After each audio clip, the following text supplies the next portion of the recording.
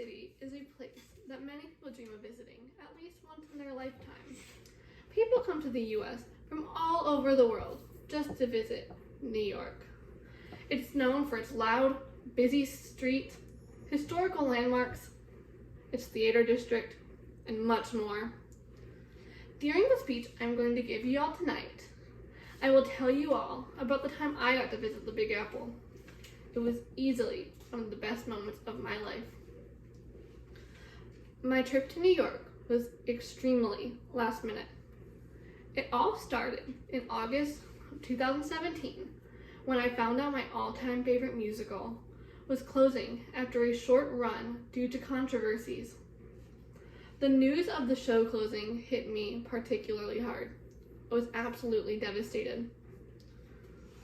When my parents told me we would be going to New York, I was beyond thrilled.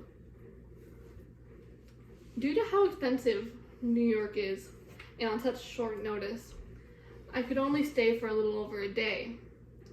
But regardless of how much time I was going to be spending in the city, I was extremely grateful to be able to go at all.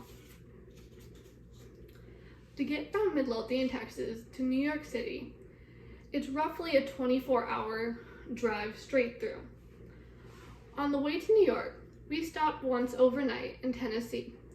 Eventually, the next day, late at night, we arrived in the city.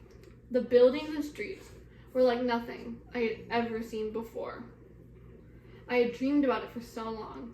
It felt surreal being in the action.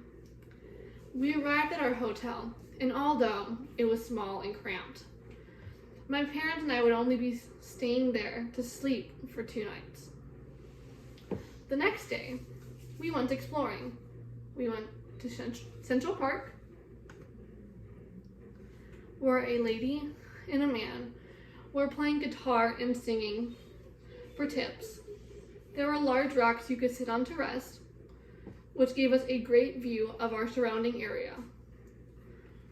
Around the same area were horse-drawn carriages, and while me and my parents didn't go on them during our trip, if I were to ever revisit New York, I'd love to go on one and ride them through the streets of the city. Afterward, we walked around quite a bit until we made it to the Empire State Building. When we finished sightseeing, we stopped at an amazing pizza place just a few blocks away from our Broadway theater.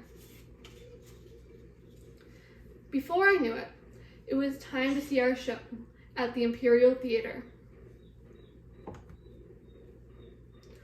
Although I have seen a handful of shows on tour in the Dallas area, nothing could have ever prepared me for the masterpiece of a live Broadway performance.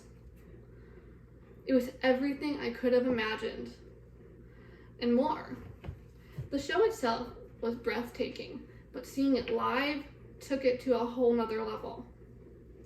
When the show was over, we went to the theater exit to stage door with the other theater goers.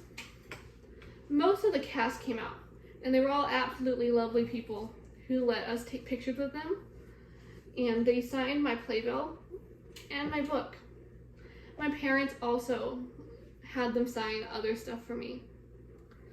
I also got to keep 3 egg shakers from part of the show where the ensemble comes out and gives members of the audience the shakers to drum along to the songs.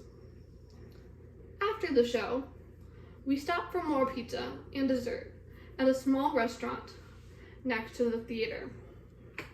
Afterward, we walked back to our hotel to sleep off the long day we had. The following morning, it was inevitably time for our departure. This time around, we strode straight back home the entire 24 hours.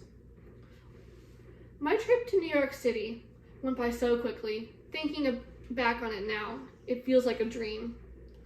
The overly long car drives and the aching feet from the excessive walking were most definitely worth the experience, and I would not take it back.